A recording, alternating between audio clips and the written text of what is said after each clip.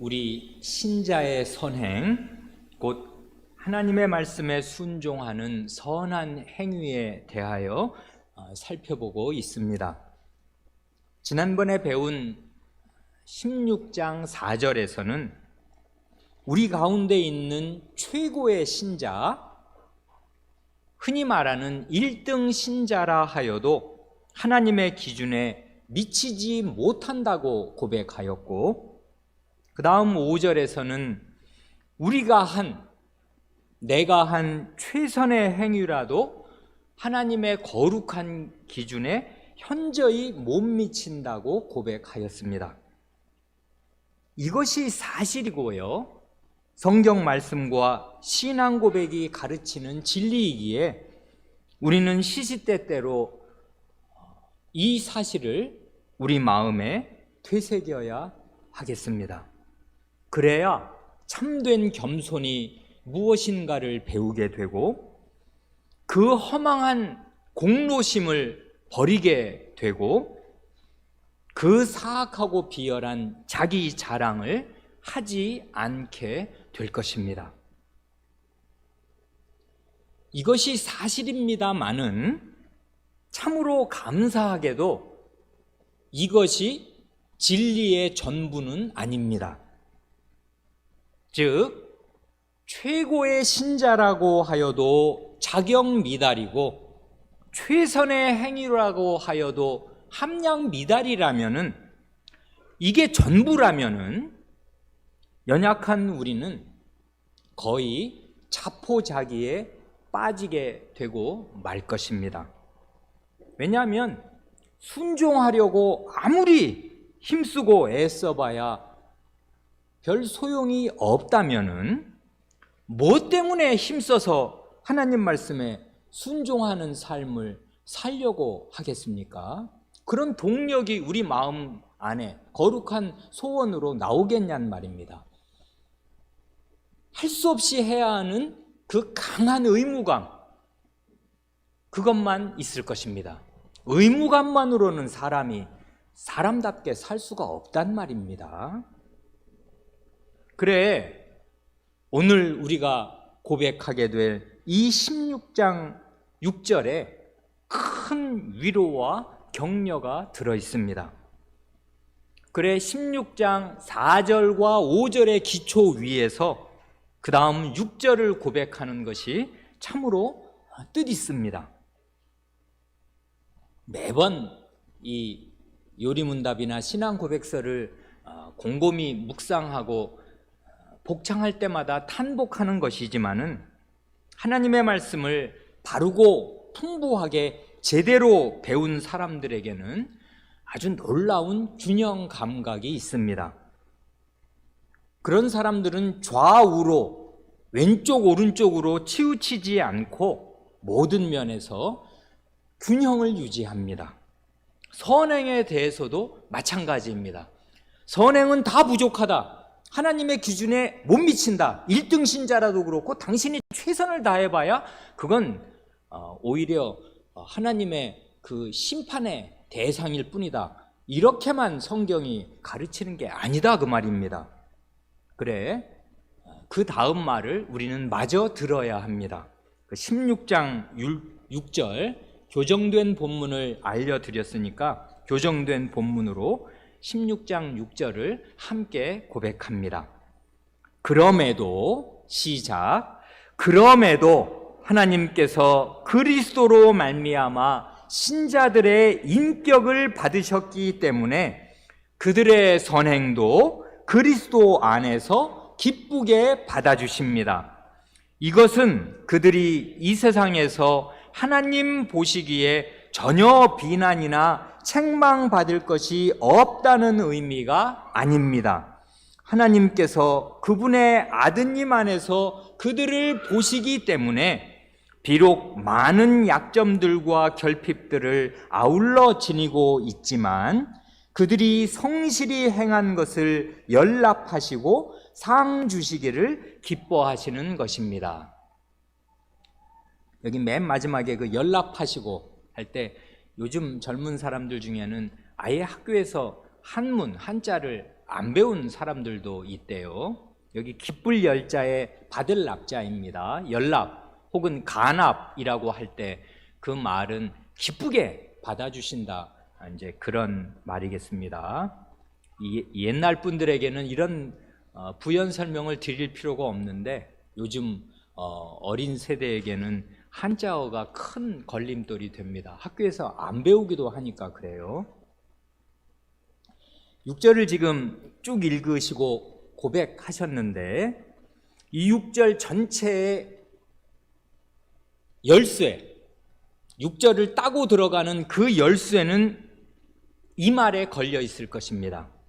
거기 첫째 문장에 그리스도로 말미암아, 그리고 그리스도 안에서, 똑같은 말이 세 번째 문장에 다시 한번 나오잖아요. 그분의 아드님 안에서. 그리스도가 열쇠입니다. 여기 나오는 그리스도로 말미암아 하는 말은 이런 뜻이겠습니다.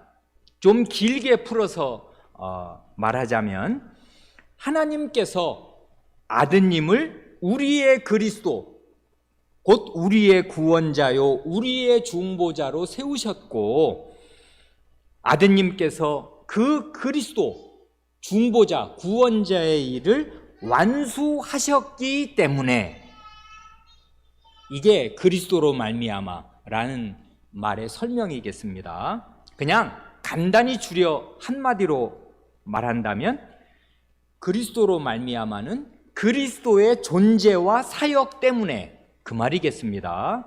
그리스도의 그 직분, 그리고 그 직분을 수행하신 그분의 일, 그분의 사역 때문에 우리는 하나님께 받아들여진다, 기쁘게 받아들여진다, 그거지 않습니까? 그리고 이어지는 그리스도 안에서, 그리고 세 번째 문장에 아드님 안에서 라는 말은 이런 뜻이겠습니다. 우리가 그 그리스도와 한 몸으로, 한 생명으로 연합되어서 내가 그리스도 안에 있고 그리스도가 내 안에 계시니까 이렇게 된다, 이 말입니다. 내가 하나님께 받아들여지고 내가 하는 순종의 일들, 그 선행이 하나님께 기쁘게 받아들여진다, 그것입니다.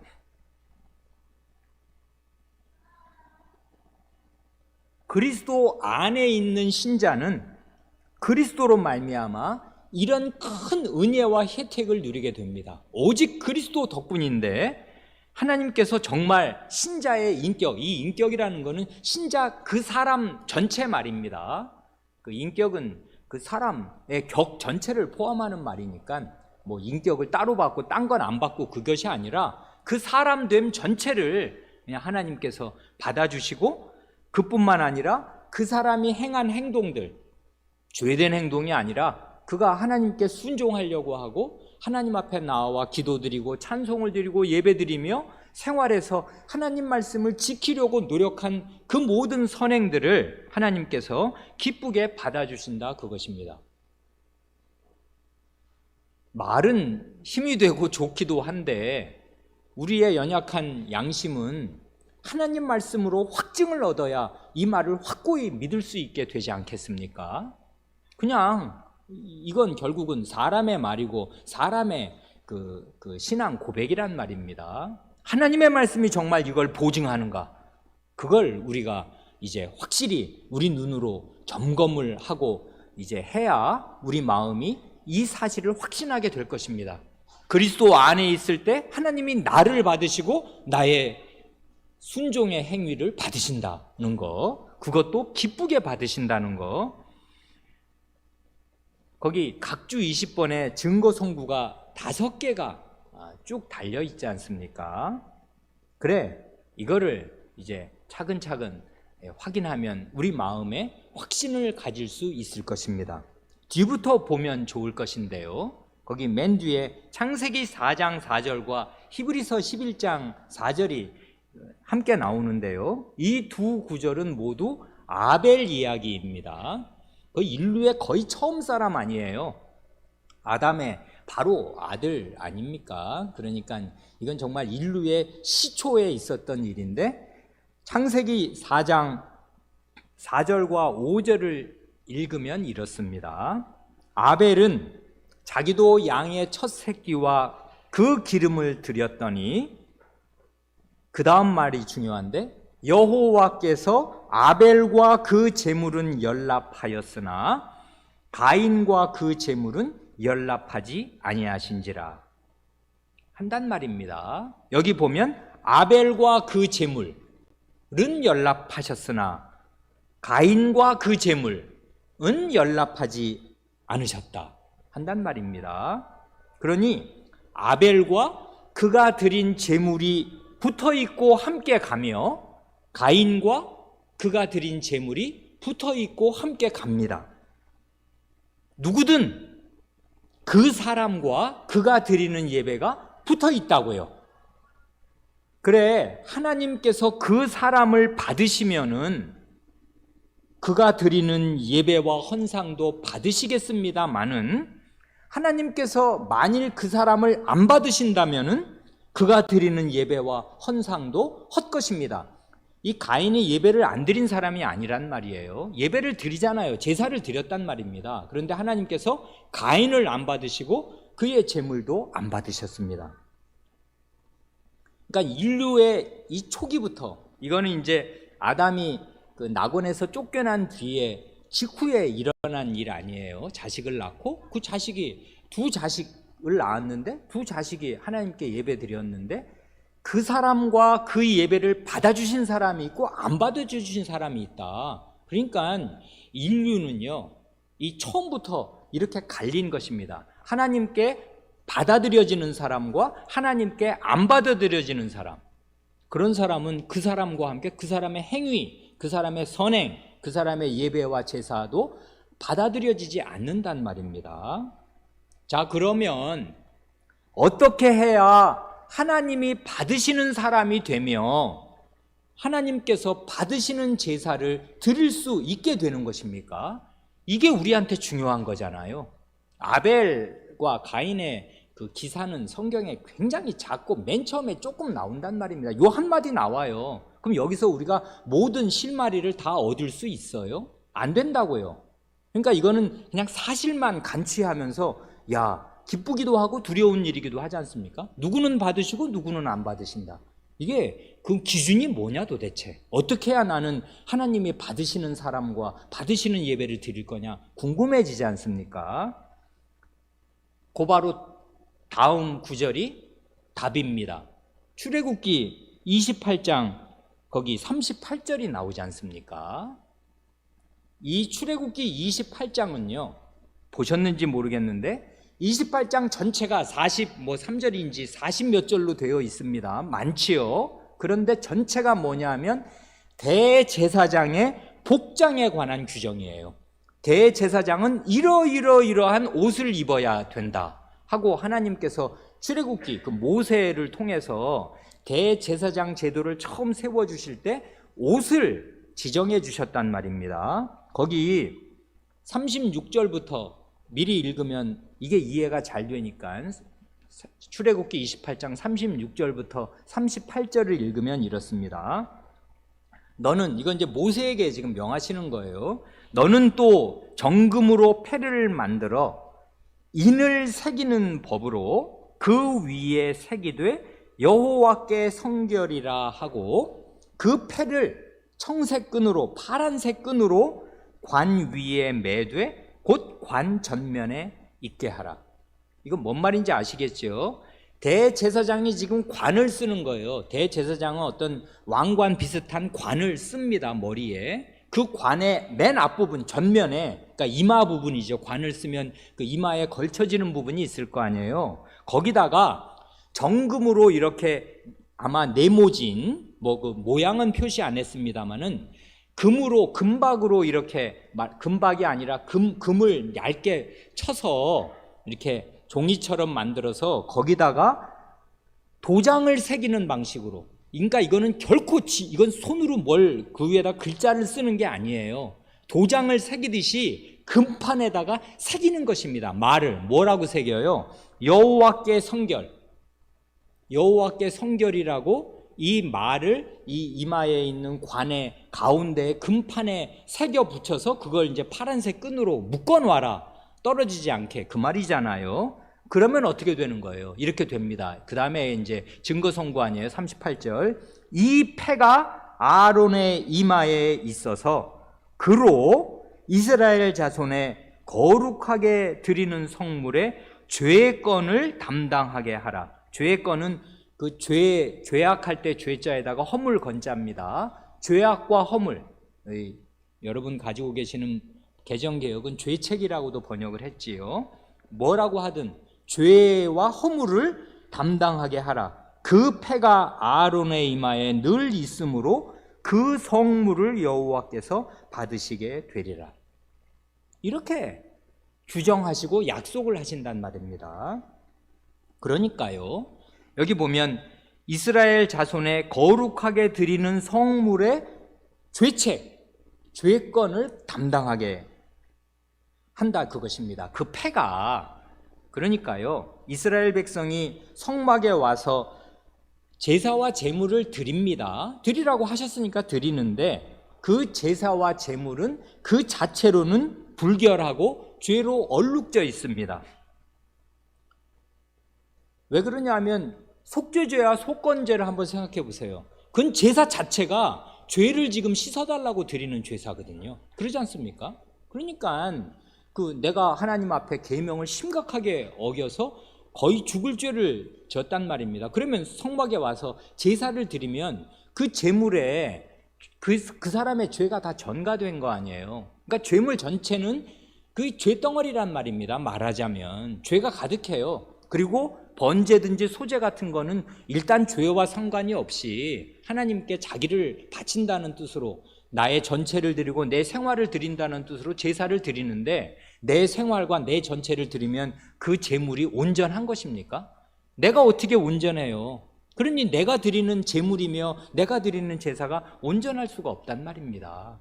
그러니 어떤 제사든 간에 그 제물이나 제사 자체가 불완전하고 그리고 어떤 중요한 제사들은 그 자체가 그냥 죄를 속죄해달라고 죄를 안고 오는 제사고 제물이란 말입니다. 그러면 어떻게 하면 좋아요?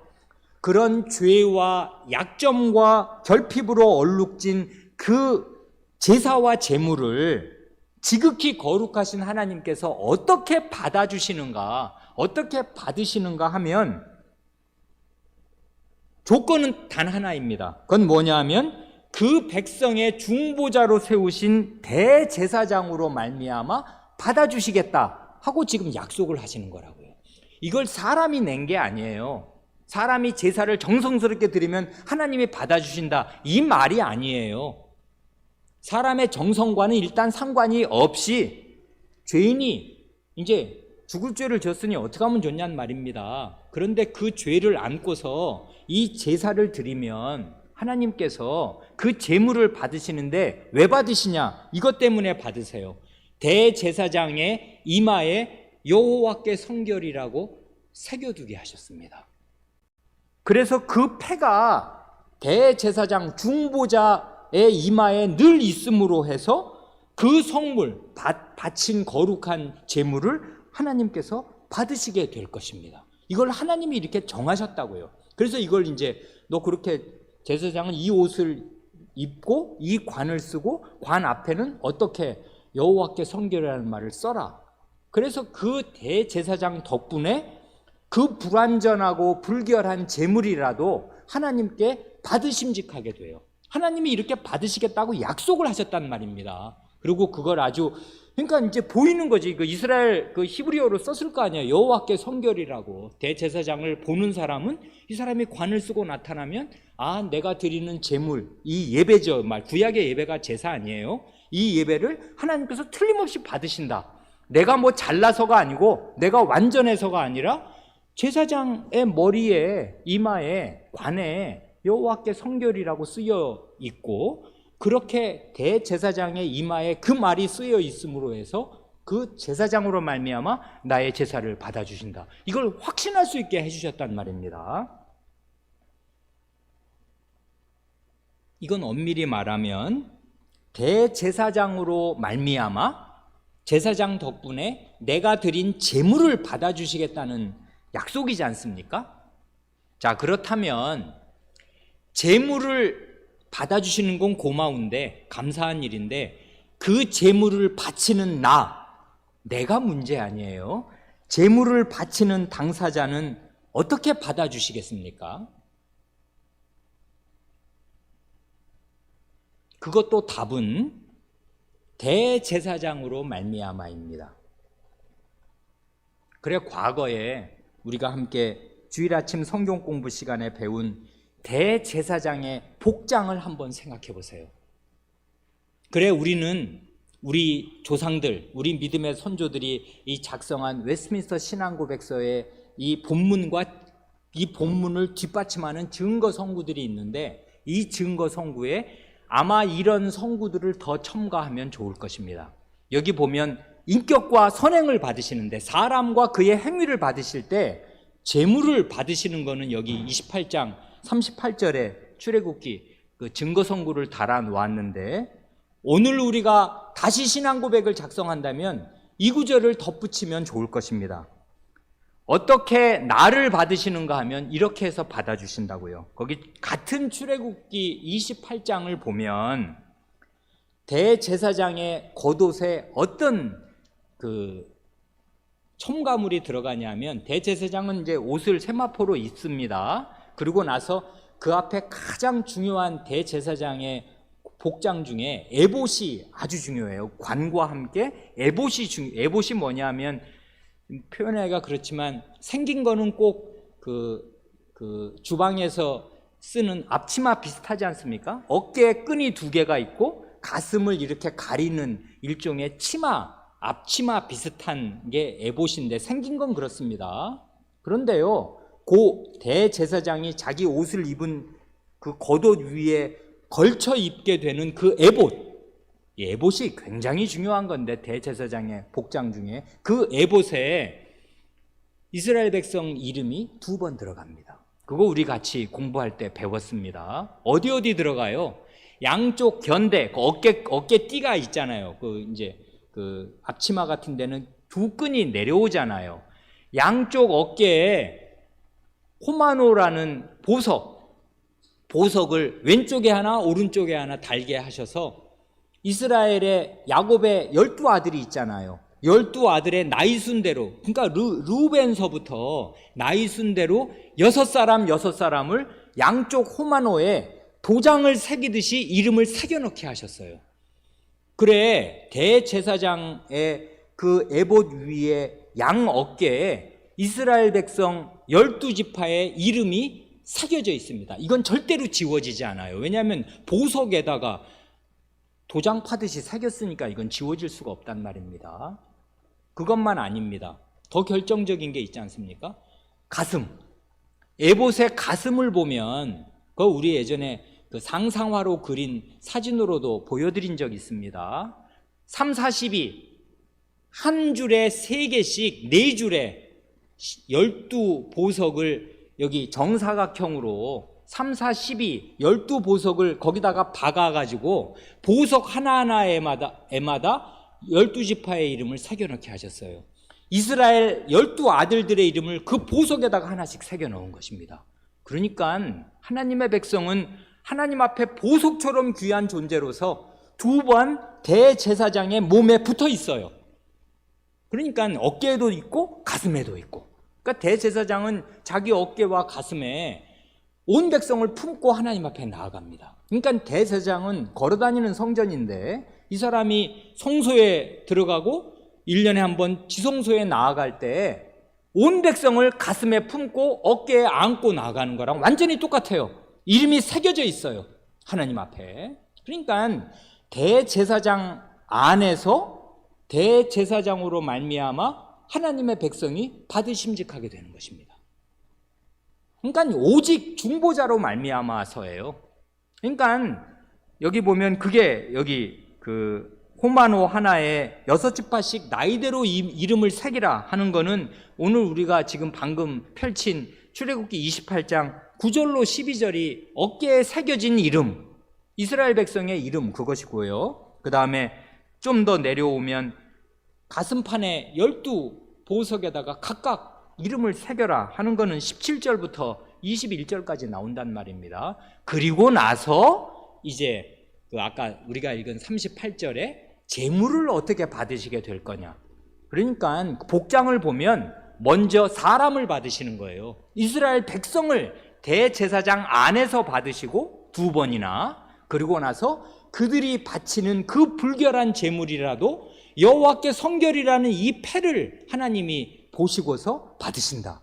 이렇게 사람과 선행, 인격과 선행, 존재와 사역, 이걸 다 받아주신다 하는 것을 출애굽기 28장에 그 구약 대제사장의 복장을 통해서 우리에게 환히 가르쳐 주셨단 말입니다.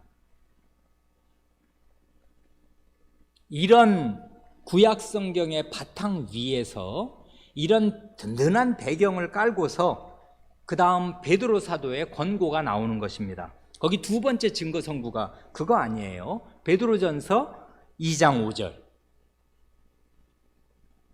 너희가 산돌같이 신령한 집으로 세워지고 예수 그리스도로 말미암아 하나님이 기쁘게 받으실 신령한 제사를 드릴 거룩한 제사장이 될지니라.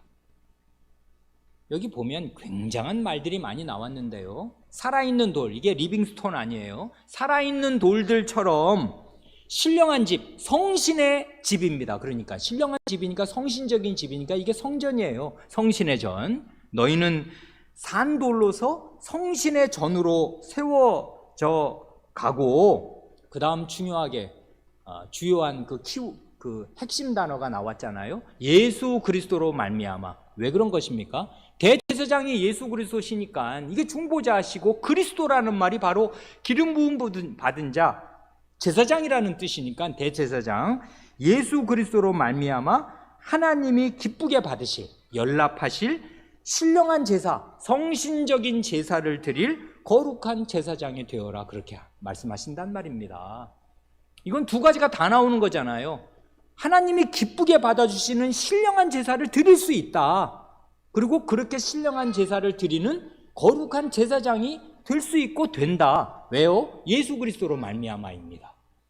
그러니 이건 인격과 선행을 다 받아주시는 거잖아요. 내가 거룩한 제사장으로서 하나님이 기쁘게 받으실 신령한 제사, 거룩한 제사를 드릴 수 있습니다. 왜 그래요? 예수 그리스도로 말미암아. 대제사장이 구약시대부터 그렇게 백성 전체와 백성의 제사, 인격과 사역, 인격과 선행을 다 대제사장이 대표하니까, 덮어주니까, 그 제사장 안에서 그 구약의 이스라엘 백성이 인격과 제사가 하나님께 연락될 수 있듯이, 오늘 우리는 구약의 대아론 대제사장보다 100배, 1000배, 10,000배 비할 수 없이 뛰어난 영원한 우리의 대제사장 덕분에, 오직 그분 안에서, 그분 덕분에 우리는 신령한 제사장들이 되며 신령한 제사, 하나님이 기쁘게 받으시는 제사를 드릴 수 있습니다. 이게 하나님 말씀의 약속이라고요. 그러니까 이건 아주 명백하단 말입니다. 우리의 선행, 하나님이 기쁘게 받으실 수 있고 받으십니다. 예수 그리스도 안에 있으니까 그래요. 그래, 이제 그 마지막 첫 번째 증거 성구가 에베소서 1장 6절이잖아요. 이는 그의 사랑하시는 자 안에서 우리에게 거저 주시는 바 그의 은혜의 영광을 찬미하게 하려는 것이라. 하나님께서 그의 사랑하시는 아드님 안에서 우리에게 거저 주시는 그분의 은혜 덕분입니다. 이건 정말 우리로서는 원래 한 게 없어요. 그런데 대제사장을 주시거든요. 그리스도를 주시거든요. 그리고 그리스도로 말미암아 그리스도 안에서 우리에게 이런 은혜가 거저 옵니다. 그러니까 구약 이스라엘 백성은 정말 죄인이란 말입니다. 그러나 제사장 아론 덕분에 하나님께 나아갈 수 있고 기쁘게 받아들여질 수 있어요. 그것처럼 오늘 우리는 숨길 수 없는, 오갈 데 없는 죄인입니다마는 그리스도로 말미암아 그리스도 안에서 하나님께서 우리를 받으실 수 있고 받으십니다. 그리고 우리가 하나님의 말씀을 믿고 순종하는 그 순종의 행위들이 여전히 결함이 많고 결핍과 약점이 많이 있겠습니다마는 하나님께서 그것을 기쁘게 받아주신다고 약속하셔요. 그 다음 말이 나오지 않습니까? 이것은 그들이 이 세상에서 하나님 보시기에 전혀 비난이나 책망받을 것이 없다는 의미가 아닙니다. 우리는 양심으로 이걸 다 알아요. 내가 아무리 교회 봉사를 열심히 하였건, 얼마를 일하였건 간에 나의 드리는 헌상은 내가 하나님께 뭐 얼마를 드렸든지 간에 그건 다 때묻은 돈입니다. 그렇지 않습니까? 내가 뭘 벌을 때 내 존재가 깨끗하고 나의 일주일 168시간, 한 달 30일, 31일이 온전히 거룩해야 내가 일해서 번 것도 거룩할 텐데 어디가 그래요? 그러니 나의 헌물, 나의 헌상은 다 오염된 것이고 결핍투성이에요. 내가 그러니까 내가 드리는 것도 그럴 수밖에 없습니다. 그러니까 하나님이 그 정결한 눈으로 보시면 그건 받으실 수가 없어요. 야, 됐다, 치워라. 내가 금이 없나, 은이 없나, 내가 이걸 다 내가 거룩하게 흠도 티도 없이 우주를 10개도 더 만들어낼 수도 있을 텐데 뭘 그 때묻은 내 거를 하나님이 받고 싶으시겠냐는 말입니다. 그렇지만 그러니까 하나님 보시기에 비난이나 책망받을 것이 없다는 의미가 아니에요. 당연히 우리는 결핍투성이입니다. 그러나 약속이 있지 않습니까? 하나님의 사랑하시는 아드님 안에서 우리를 보신다 이것입니다. 그러니까 그리스도가 우리의 생명입니다. 우리가 그리스도 안에만 있는 한 하나님이 자기 아들님 기뻐하시는 것처럼 아드님으로 싸서 우리를 보니까, 아니, 차라리 그리스도와 우리는 하나입니다. 구분되지 않아요. 성찬을 받았잖아요. 그리스도의 몸이 내 몸이고 내 몸이 그리스도의 몸입니다. 이제는 어떻게 구별을 할 수가 없어요. 그리스도와 한 몸이 되었고 그리스도 안에 들어가 있어요. 그러니 하나님이 그리스도를 기뻐하시고 하나님이 그리스도를 보시면 얼마나 기쁘시겠습니까? 죽기까지 순종한 완벽한 나의 아들을 보듯이 우리를 보신다 이것입니다. 그러니 그리스도 밖에 있는 것은 지옥이요, 그건 아무 가망이 없는 것이지만 그리스도 안에 있으면 하나님의 기뻐하시는 대상이 된다고 믿을 수 있습니다. 그리스도 때문에. 그래, 비록 많은 약점들과 결핍들을 아울러 지니고 있지만 신자들이 성실히 행한 것을 기쁘게 받으시고 상 주시기를 기뻐하십니다. 이게 성경의 약속이기도 해요. 그래서 오늘 우리가 그 본문으로 달란트 비유, 유명한 그 달란트 비유를 읽었지 않습니까? 그래, 그 종은 굉장한 부자였던 모양입니다. 거부입니다. 거부. 정말 그 나라의 가장 큰 부자, 왕일지도 몰라요. 왜냐하면 나중에 보면 알지만 그 준 종에게 맡긴 돈의 액수가 이게 보통이 아니란 말입니다. 거금을 나누어 주고 나중에 오랜 후에, 시간이 꽤 오래 걸렸습니다. 타국에 갔다가 이제 돌아와서 그 종들의 일한 것에 대해서 칭찬을 하실 뿐 아니라 보상을 하신단 말이에요. 상 주신다고 하신단 말입니다. 그래, 여기 보면 위로가 되는 게 있고 경계가 되는 게 있는데요. 이거를 읽을 때 참 위로가 되는 건 뭐냐면, 주인이 종들의 능력을 잘 아시는 분으로서 종들의 능력에 따라서 달란트를 각각 다르게 주신 것 같습니다. 그렇죠? 모든 종에게 공평하게 그 5달란트 주신 게 아니에요. 5, 2, 1 이렇게 주셨단 말입니다. 그러니까 종들을 봐가면서 너는 출중하니까 너는 5달란트 주면 이거 다 부려서 쓸 수 있는 그런 제목이다. 너는 한 2달란트 정도면 충분하겠다. 아니, 너는 모자르니까 한 달란트 정도만 가지고 일해라. 그런데 위로가 되는 게 뭐냐면요, 칭찬의 내용이 완전히 똑같아요. 거기 보세요. 토시 하나도 안 틀립니다. 5달란트 받아서 5달란트 남긴 사람이나 2달란트 받아서 2달란트를 더 남긴 사람이나 주인께 받은 칭찬은 완전히 똑같아요. 이게 큰 위로지 않습니까? 왜 그러냐 하면 우리는 세계 위인이 못 돼요. 탁월하고 출중한 모세 같은 그런 은사를 받은 종들이 아니란 말입니다. 그러니까 우리는 조그매요, 은사라는 게. 그러니까 뭐 우리가 가진 재능과 능력이라는 게 작단 말입니다. 우리는 뭐 세계사에 남을 위인들 아니지 않습니까? 성경에 기라성같이 그 이름이 박혀 나오는 그런 위인들 우리는 못 된단 말입니다. 상관이 없어요. 주님께서 우리에게 우리의 그릇을 아시고 우리의 능력을 아시고 거기에 맞게 뭘 주셨는데 그것을 성실하게 일해서 뭘 남기면 100달란트 받은 사람과 똑같은 칭찬을 받게 되더라 이것입니다. 여기 보면 그렇잖아요. 5달란트 남긴 사람이나 2달란트 남긴 사람이 너는 왜 2달란트밖에 못 남겼어? 이렇게 하시지 않는단 말입니다. 왜냐하면 그에게 주신 게 그만큼이고 나는 그거밖에 발휘할 수가 없는데 그걸 최선을 다해서 발휘해서 가져갔더니 똑같은 칭찬을 받아요. 이게 큰 위로지 않습니까? 그런데 경고도 있단 말입니다. 1달란트 받은 사람은 그 1달란트를 아무것도 안 하고 있다가 땅에 묻어놨다가 그냥 갖고 왔더니 엄청 책망을 받고 그 나라에서 배제됐단 말입니다. 어떻게 하면 좋아요? 이런 사람도 있을 것입니다. 이거 주님의 제자들에게 경고를 주신 말씀이라고요. 이러지 말라고. 여기 1달란트, 이 달란트라는 말 그거 아십니까? 이 금화잖아요. 금 1달란트는요 예전에 말씀드렸는데 6,000데나리입니다. 1데나리가 하루 일당이라고요. 하루 품삯. 1달란트는 금 1달란트는 6,000데나리예요. 그 무슨 뜻인지 아십니까? 한 사람이 일당을 일하면 이건 구약 이스라엘이니까 365일 일하는 거 아니거든요. 안식일을 쉬어야 될 거 아니에요. 52일을 쉰다고요. 365일 중에 52일 쉬고 한 휴가로 열흘 쉬면 말입니다. 그러면 어떻게 돼요? 1년 맥시멈 일하면 300일 일하는 거예요. 그러면 1년 벌으면 300데나리온을 받게 돼요. 그렇죠?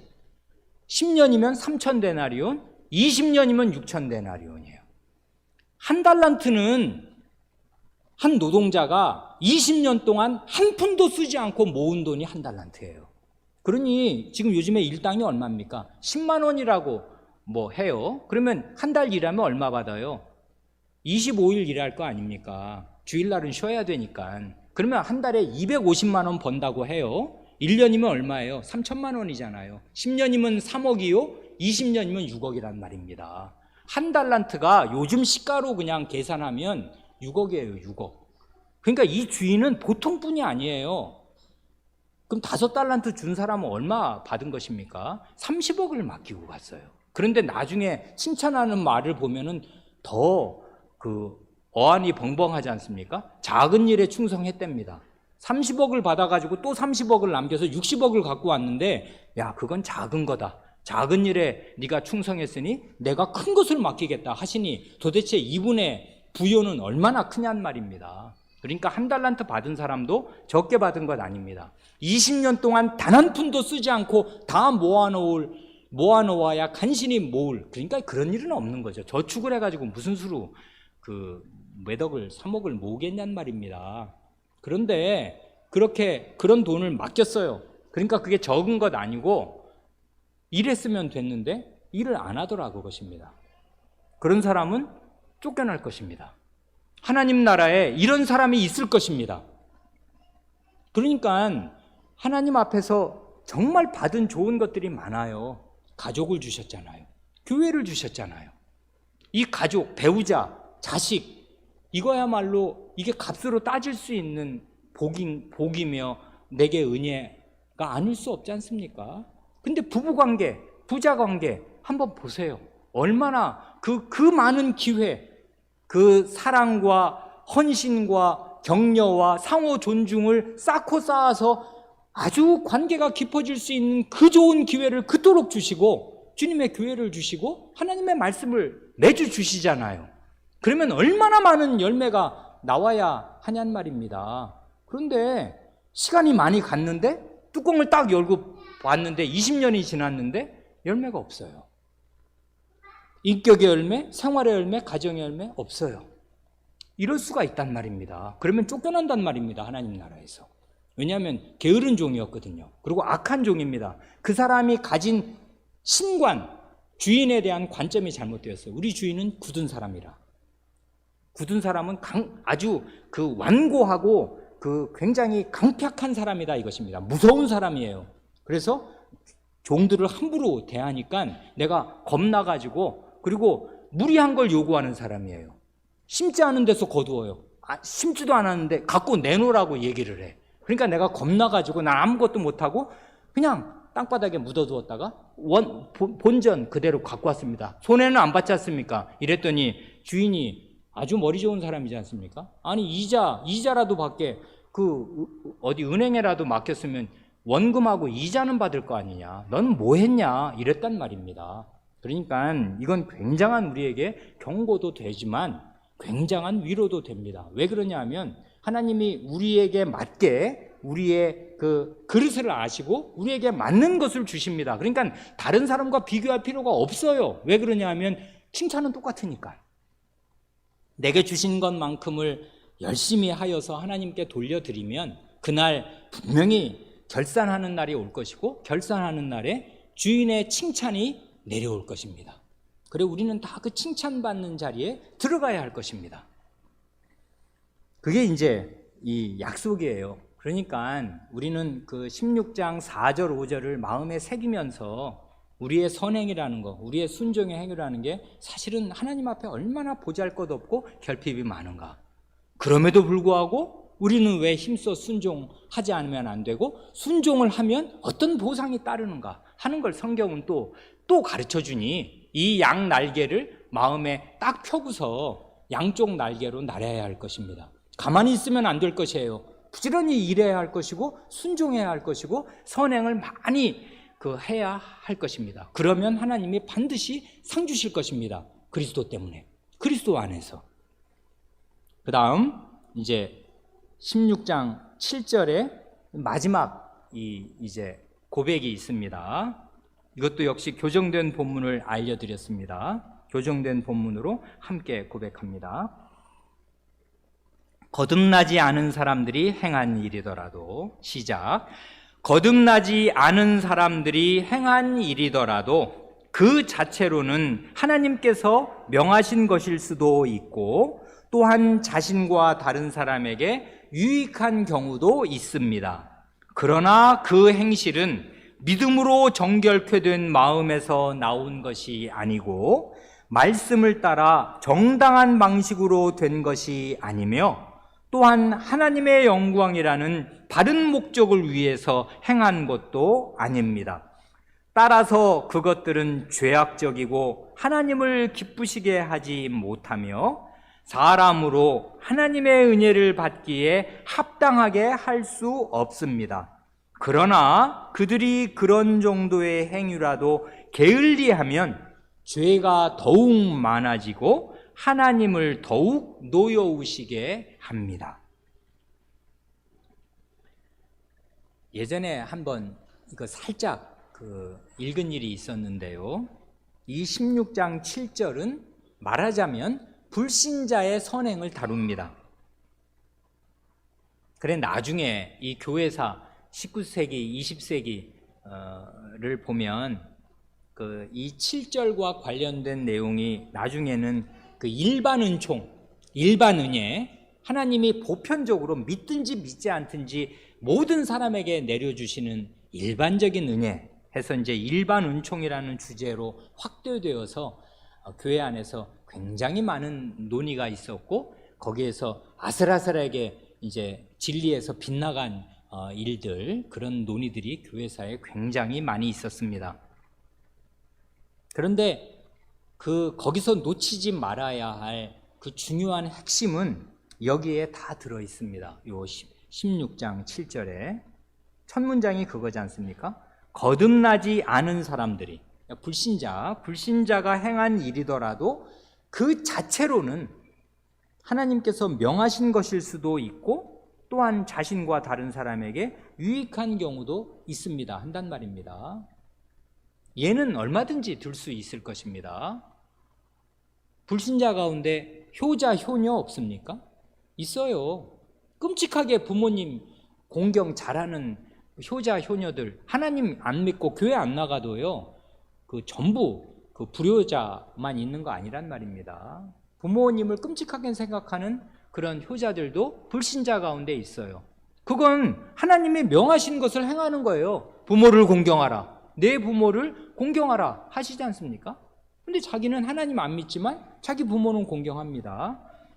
살인하지 말지니라 명령하셨는데요, 불신자들 가운데에도 살인을 안 할 뿐만 아니라 살인하지 말지니라 하신 그 6계명으로 하나님이 명하신 일, 곧 다른 사람의 인격을 존중하고 다른 사람을 인격적으로 대해 주어서 살맛나게 해주어라, 딴 사람을 존중해 주어라, 사람에 대한 존중, 이것을 실천하는 불신자들도 있단 말입니다.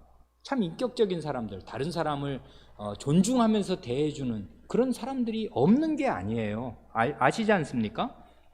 간음하지 말지니라 하신 그 말씀을 적극적으로 순종해서 불신자 가운데에도 자기 배우자에게 평생 충실한 사람, 자기 가정에 참 충실한 가장과 아내, 이런 사람들 꽤 있단 말입니다.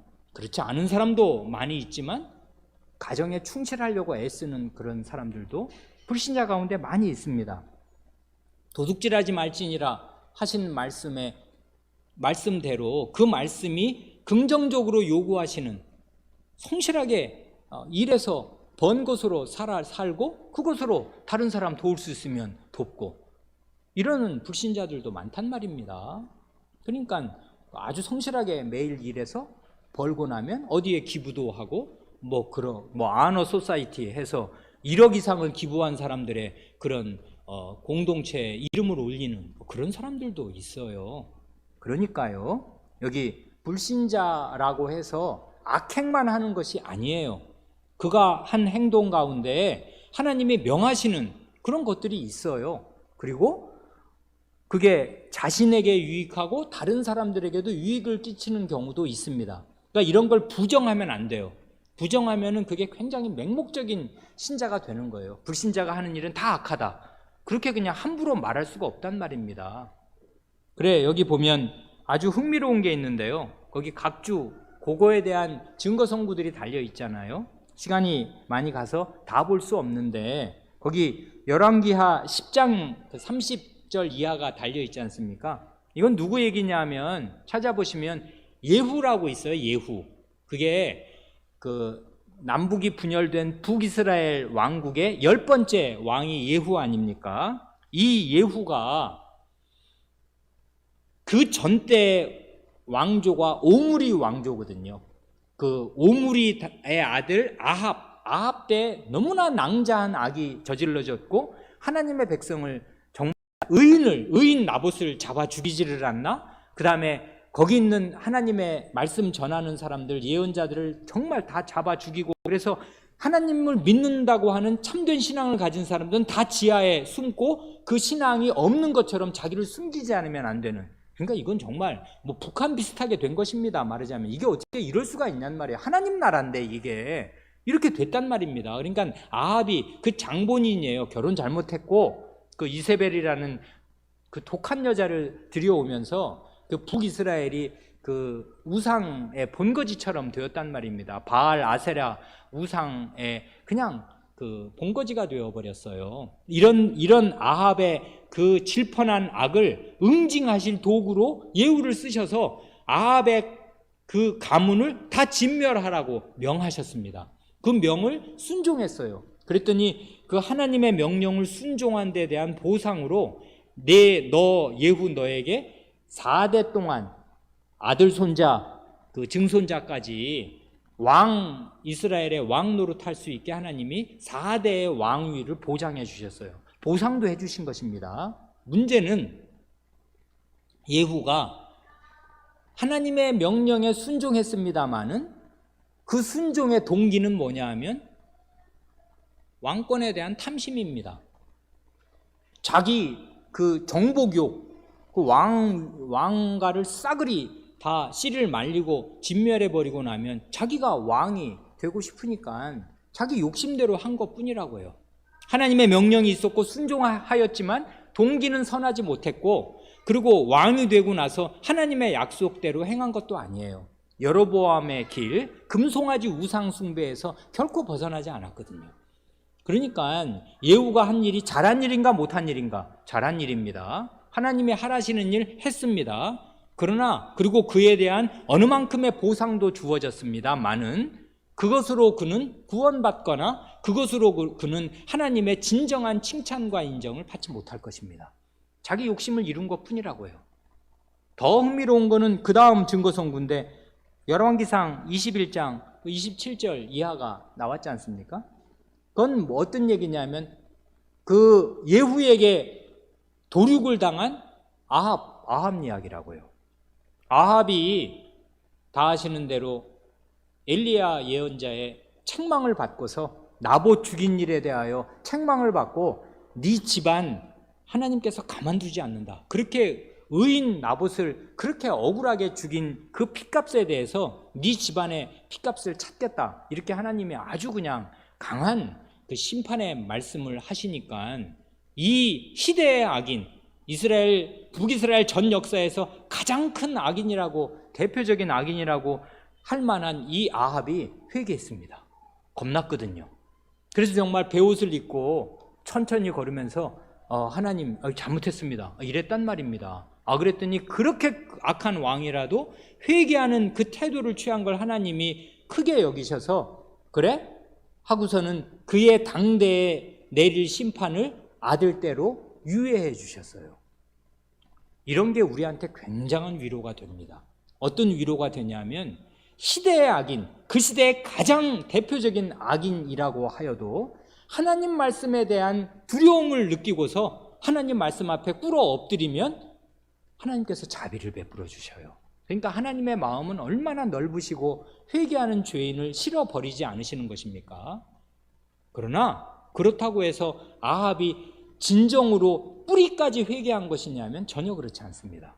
겁나 이제 엘리야 선지 예언자가 훌륭한 사람인 거는 알고 카리스마가 있는 사람인 건 알고 그가 하나님의 말씀을 전하니까 두려움을 느껴서 이제 심판받는다니까 큰일 났지 않습니까? 그러니까 이제 회개하는 그 액션을 조금 취한 것뿐입니다. 그러나 그것도 하나님의 받으심직하게 되어서 하나님이 어느 만큼 심판을 유예해 주셨습니다마는 그건 시간을 좀 번 것에 불과하였습니다. 진정한 회개는 되지 못하였습니다.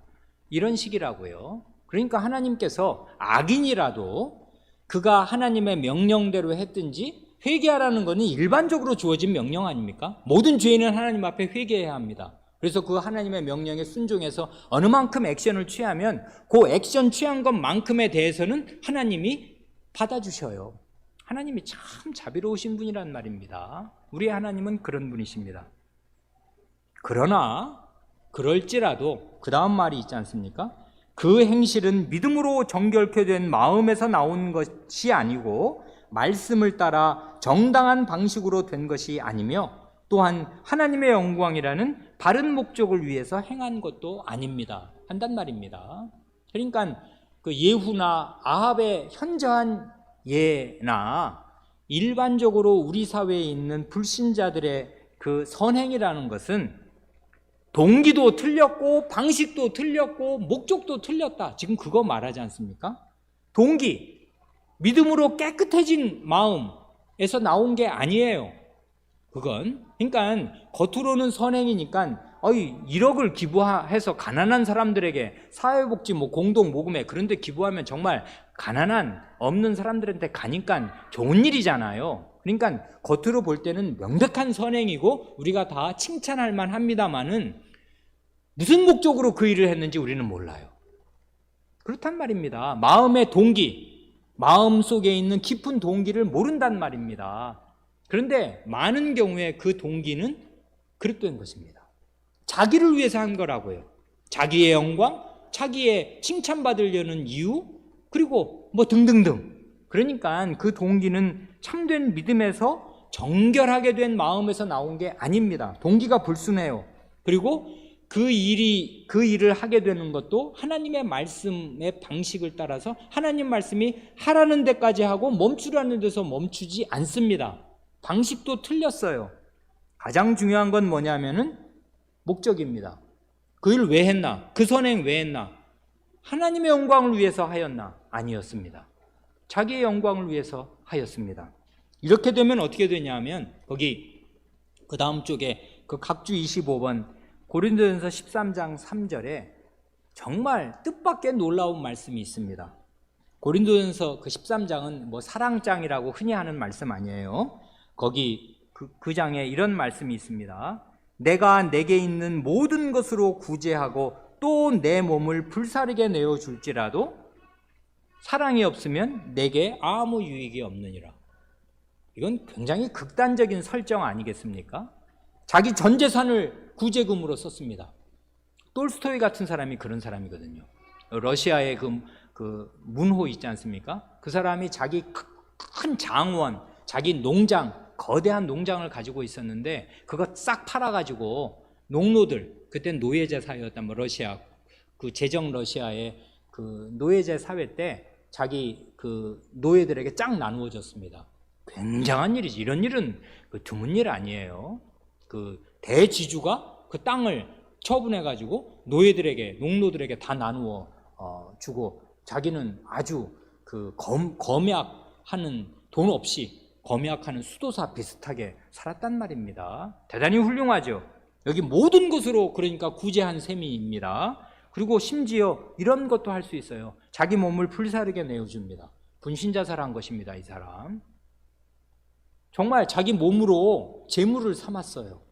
그랬는데 이럴 수가 있다 이것입니다. 하나님이 요구하시고 찾으시는 참된 사랑, 하나님을 사랑하고 이웃을 사랑하는 그 믿음에서 나온 정결한 그 사랑이 없이 모든 것으로 구제하는 일도 있으려면 있고 분신자살하려면 할 수도 있다 이것입니다. 근데 하나님이 그 거룩한 희생에, 아니 그 엄청난 희생에 본 바탕이 되는 마음을 들여다보시니 하나님이 찾으시고 받으실 만한 사랑은 없더라고 것입니다. 이러면 자기한테 아무 유익이 없을 것입니다. 괜히 죽었습니다. 그리고 괜히 자기 전 재산 다 털었습니다. 이런 일도 있을 수 있단 말입니다. 그러니 여기 동기와 방식과 목적이 그게 발라야 해요. 그러니 불신자들의 경우에 선행이 아닌 것이 아니고 그게 악행이 아니고 선행일지라도 하나님 앞에 그것으로, 그 선행으로 하나님의 은혜를 얻을 수 없습니다. 이게 불신자들의 선행의 한계입니다. 그런데 맨 마지막 말이 굉장히 매력 있지 않습니까? 그것이라도 안 하면 어떻게 되나? 그것이라도 안 하면, 그런 선행이라도 없으면 하나님께 더 큰 진노를 받게 될 것입니다. 그런 정도의 행위라도 게을리하면 죄가 더욱 많아지고 하나님을 더욱 노여우시게 할 것입니다. 그래, 불신자들이라도 부모를 공경하는 게 있고 다른 이웃을 생각하는 것이 있어서 이 사회가 정말 맹수의 정글이 되지 않고 약육강식의 그런 쟁탈전이 되지 않고 그나마 정말 흔히 말하는 사람의 탈을 쓴 그런 인간의 모습을 한 사회로 유지될 것입니다. 그러니까 불신자들의 선행이 전혀 쓸데없는 것 아닙니다만은 이만한 한계를 가지고 있습니다. 그래, 우리의 신앙의 선조들은 불신자들의 선행을 고백할 때에도 그게 유의미하다는 거, 어느 만큼, 그러나 그의 한계가 명백하다는 거, 그러나 그것조차 없으면 더 나빠지고 더 큰 책망을 받게 될 거라는 거. 그러니까 굉장히 균형이 있는 거죠. 이 사고방식이나 다른 사람을 그 보는 눈에서. 그러니까 신령한 자는 모든 것을 판단하나 자기는 아무에게도 판단을 받지 않느니라 할 때, 신령한 사람은 하나님의 말씀에서 이런 눈으로 직장에 가시고 다른 안 믿는 친구들의 그런 선행, 잘하는 일을 이런 잣대로 판단할 수 있는 것입니다. 신령한 자는 모든 것을 판단합니다. 그러나 그 사람이 행하는 일은 다른 사람에게 정당한 판단을 받지 못해요. 왜냐하면 알 길이 없거든요. 딴 사람들은 그가 무슨 동기로 어떻게 하나님을 사랑해서 하는지 알 수가 없단 말입니다. 결정적인 것은 불신자들이 선행을 한다 할 때 그 재료와 힘 다 누구 것입니까? 어디서 나온 것입니까? 다 하나님 거라고요. 다 하나님 것입니다. 예전에 한번 말씀드린 대로 남의 집에 가서 남의 집에 있는 냉장고로 다 열어가지고 잔치하고 자기 친구 불러 모아서 다 먹이면 지 혼자 먹는 것보다야 낫겠고 다른 사람 대접한 건 잘한 것이겠지만 그게 남의 집에 가가지고 남의 집 냉장고를 털어서 남을 대접하면 그게 어떻게 선행이라 할 수 있겠냔 말입니다. 그런데 불신자의 선행은 본질을 따지자면 그것입니다. 하나님의 것을 자기 나름대로 자기 마음대로 편취하고 도둑질해서 하나님의 것으로 선한 일을 한 것뿐이에요. 하나님의 것을 가지고 악한 것 한 것보단 낫습니다. 그러나 그 재료 다 하나님의 것입니다. 하나님이 주신 힘으로 하나님의 세상에서 하나님의 것 가지고 그런 일을 한 것이에요. 근데 그 주인이신 하나님께는 평생 한 번도 제대로 된 감사 표하지 못했고 하나님께 영광을 돌리지도 못했습니다. 그러니 평생 선한 일을 한들 그걸 가지고 어떻게 하나님 앞에 칭찬을 받겠냐는 말입니다. 너 남의 집 와가지고 내 재산 다 털어서 누굴 도왔는데 그게 뭘 잘한 거냐? 넌 도둑이다. 이런 책망을 받아 마땅할 것입니다. 이게 불신자의 선행의 한계입니다. 함께 기도하시겠습니다. 하나님 아버지,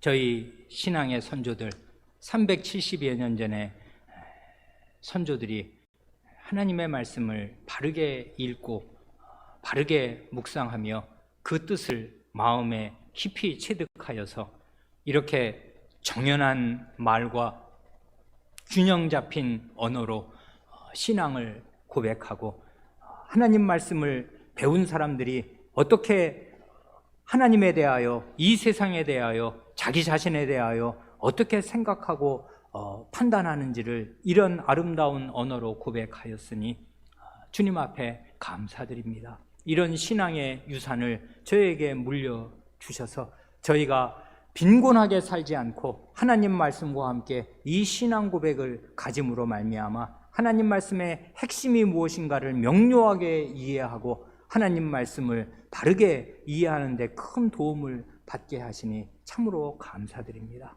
이러한 신앙과 이러한 균형 잡힌 판단력이 저희 속에도 점점 더 확실하고 분명하고 튼튼하게 넓게 형성되게 하여 주셔서 신령한 자, 곧 성신을 받은 자로서 모든 것을 판단할 만한 그런 지식과 식견이 있게 하여 주시고 하나님의 말씀을 깨달아 아는 데에서 점점 더 자라나서 하나님께 참되게 순종하고 사는 선행의 열매를 더욱 많이 맺게 하여 주시기를 구합니다.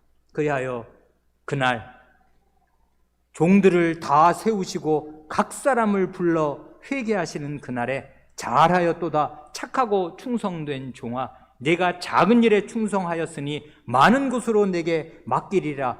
내 주인의 즐거움에 참여할지어다 하시는 인정과 칭찬의 말씀을 다 듣는 자리에 저희 각 사람이 있게 하여 주시기를 구합니다. 우리 구주 예수님의 이름으로 기도합니다. 아멘.